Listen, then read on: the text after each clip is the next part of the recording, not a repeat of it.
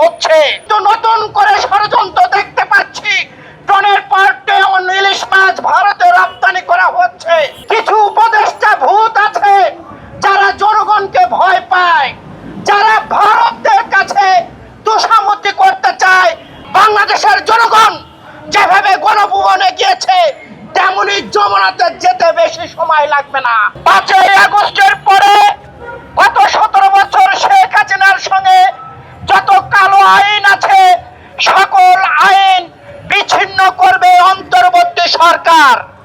কিন্তু আমরা দেখছি অন্তর্বর্তী সরকার জনগণকে কিছু না জানিয়ে তারা একতরফা ভারতের সঙ্গে আবার প্রেম প্রীতি করতে তারা মুক্ত হচ্ছে।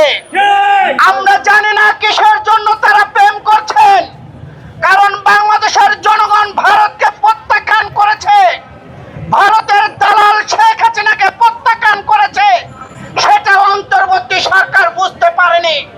বাংলাদেশের মানুষ ইলিশ মাছ খেতে পারছে না, কিন্তু নতুন করে ষড়যন্ত্র দেখতে পাচ্ছি, টনের পর টন ইলিশ মাছ ভারতে রপ্তানি করা হচ্ছে। এই অন্তর্বর্তী সরকারের মধ্যে কিছু উপদেষ্টা ভূত আছে যারা জনগণকে ভয় পায়, যারা ভারতের কাছে তোষামতি করতে চায়। তার ধারাবাহিকতায় তারা জনগণকে না জানিয়ে তারা দিল্লিতে এই অন্তর্বর্তী সরকার ইলিশ মাছ পাঠিয়েছে।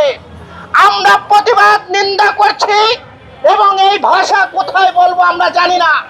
আমরা ভেবেছিলাম 5ই আগস্টের পরে ভারতের বিরুদ্ধে আমাদের কোনো মানববন্ধন, সভা, সেমিনার, বিক্ষোভ করতে হবে না। আমরা গত 17 বছরে দেখেছি ভারতের একটি শাসক দল কিভাবে বাংলাদেশের মানুষের সঙ্গে প্রতারণা করেছে, গণতন্ত্র হত্যা করেছে, ভোটের অধিকার তারা ছিনিয়ে নিয়েছে শেখ হাসিনার দ্বারা। সেই শেখ হাসিনা পালিয়ে দিল্লিতে নানান রকম ষড়যন্ত্র করছে বাংলাদেশ নিয়ে এবং বাংলাদেশের জনগণকে নিয়ে। আমরা স্পষ্ট বার্তা দিতে চাই অন্তর্বর্তী সরকারকে, অন্তর্বর্তী সরকারে যারা আছেন তাদের মনে রাখা উচিত সেই গণভবনের করুণ কাহিনী। বাংলাদেশের জনগণ যেভাবে গণভবনে গিয়েছে, তেমনি যমুনাতে যেতে বেশি সময় লাগবে না।